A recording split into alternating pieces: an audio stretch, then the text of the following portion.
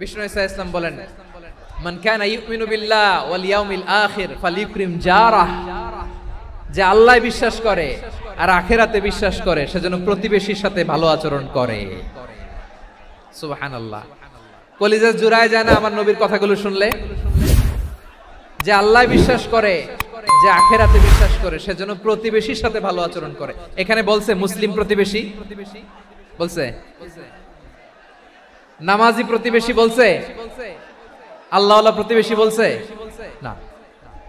প্রতিবেশী আস্তিক হোক নাস্তিক হোক, প্রতিবেশী মুমিন হোক মুশরিক হোক, প্রতিবেশী হইলেই তার সাথে ভালো আচরণের দরকার আছে না নাই? বিষ্ণু ঈসা ইসলাম ওনার ইহুদি প্রতিবেশীর বাসায় যেতেন। কোন প্রতিবেশী? ইহুদি। এক ইহুদি কিশোর বিষ্ণু ঈসা ইসলামের খেদমত করতে, ইহুদি ছেলে আমার নবীর খেদমত করতো, তারা ছিল নবীর প্রতিবেশী। তো অনেকদিন হয় ইহুদি ছেলেটা আসে না। বিষ্ণুনবী খোঁজ দিলেন, ঘটনা কি? একটা ইহুদি ছেলে না আমার খেদমতে আসতো, ছেলেটা কই? খোঁজ নিয়ে জানলেন ছেলেটা অসুস্থ। বিষ্ণু ঈসা ইসলাম ওই ইহুদির বাড়িতে চলে গেলেন ওই ছেলেটাকে দেখা করার জন্য, ভিজিট করার জন্য। সুবহানাল্লাহ পড়বেন না?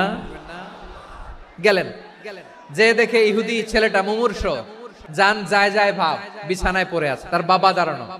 বিশ্বনবী তার মাথার পাশে বসলেন, মাথায় হাত বুলিয়ে দিলেন আর ছেলেটাকে বললেন, আসলিম, হে ইহুদি ছেলে, আসলিম, ইসলাম ধর্ম গ্রহণ করো।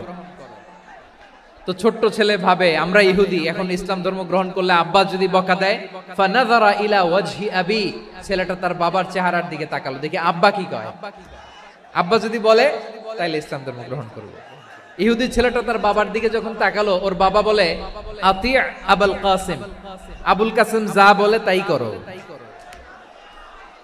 আবুল কাসিম হচ্ছে বিষ্ণু ঈসা ইসলামের একটা কুনিয়াত, উপনাম। আমার রাসূলের বড় ছেলের নাম ছিল কাসেম। যেমন দেখবেন আমাদের এলাকায় কারো ছেলের বড় ছেলের নাম যদি হয় আব্দুল্লাহ, এরা আব্দুল্লাহর বাপ বলে ডাকে। কারো বড় মেয়ের নাম যদি হয় ফাতেমা, এরা কি ডাকে? ফাতেমার বাপ বলে না? তো বিষ্ণু ঈসা ইসলামের বড় ছেলের নাম ছিল কাসেম।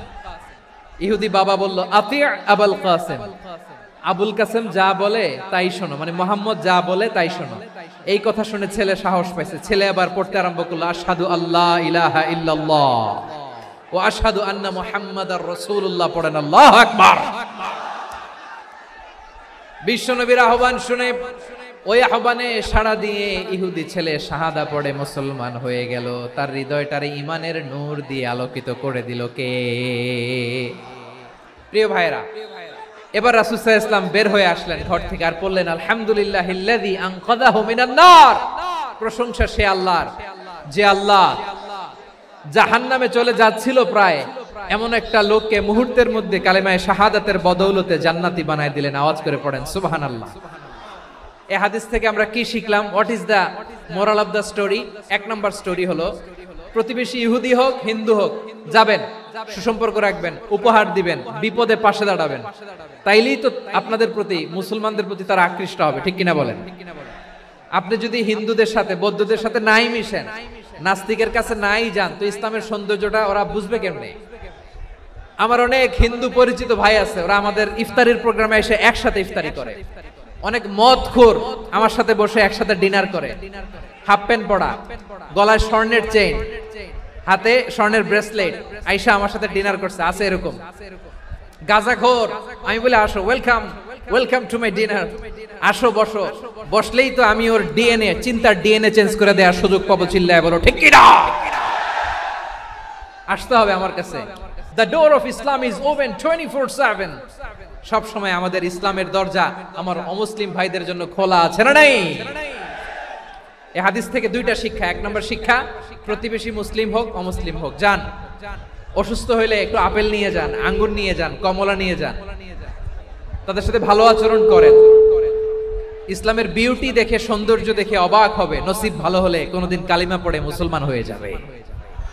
তাহলে অমুসলিমের সাথে ভালো সম্পর্ক। বিশ্বনবী ইহুদির বাড়িতে গেলেন, ইহুদির বাড়ি, আর আমার মুসলমান ভাই আমার কাফের বলে, এরকম আছে না নাই?